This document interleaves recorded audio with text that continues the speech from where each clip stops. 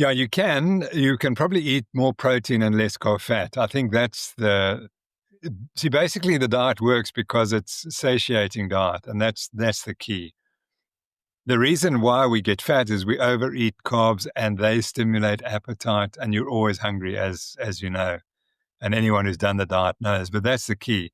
The key to weight control is to control the carbohydrate and sugar addictions. That's it. It's as simple as that. What causes obesity? Sugar addiction. No one tells you that because I don't know why, but you're not allowed to say that. But that's what's causing obesity. And as soon as you get the sugar out and the carbs and you replace them with healthy fats and healthy proteins, your satiety goes shooting up and you don't eat as many calories.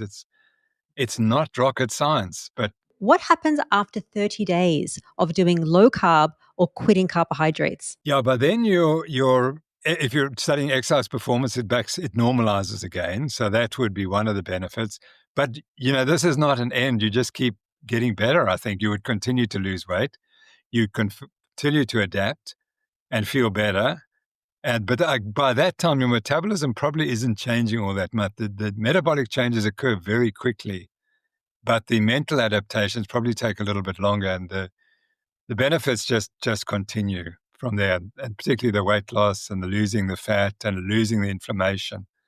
Those would all be the benefits that you feel. Is it possible that after 30 days that somebody could be dropping their insulin levels if they have been insulin resistant? Oh, absolutely, there would be. Yeah, definitely. Your insulin will drop as soon as you cut the carbs. Your insulin will drop.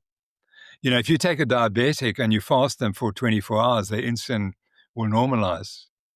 So that's how quickly it can happen. And I think it probably takes longer if you're eating some carbs.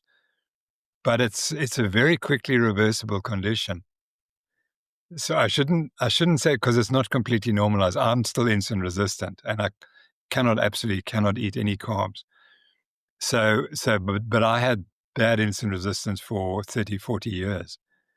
And that's the problem. So for us, we never get rid of the insulin resistance. It's always there, however hard we try.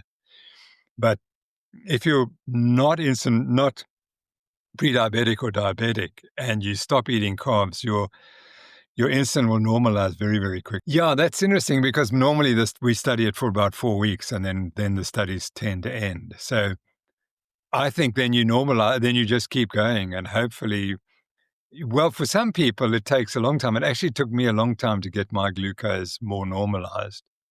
So it might have taken me almost a year. Certainly to get over the sugar addiction took a year.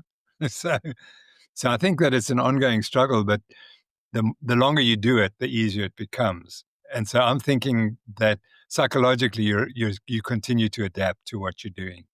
But biologically, most of the changes occur relatively quickly. Yeah, the normal glucose, we'd say, is a fasting. When you wake up, it should be below 5.5, but probably a bit low. 4.5 to 5 would probably be appropriate. Why does it take? Because you remain insulin resistant. And I don't think that the biology of it is all that understood. And I think one of the problems is we've spoken about insulin, but there's another hormone called glucagon, as you know. And insulin and glucagon have to work matched. They have to be absolutely paired. And when you secrete insulin, you must inhibit glucagon, because glucagon does the opposite. It raises the glucose.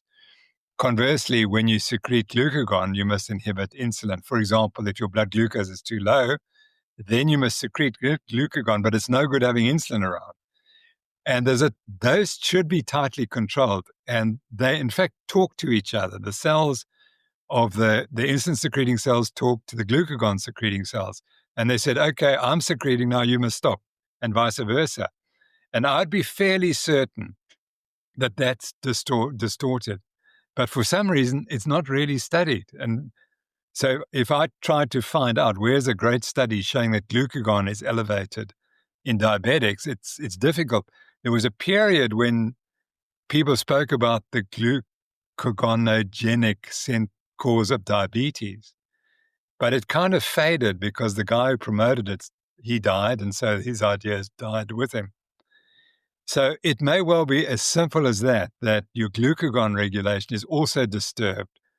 And it's the the control of insulin and glucagon, and you can't fix that up by just cutting your carbohydrates. You have to do something more. And if there was a glucagon blocker, something could block the action of glucagon, then I think you'd find diabetes would be much easier, much better controlled.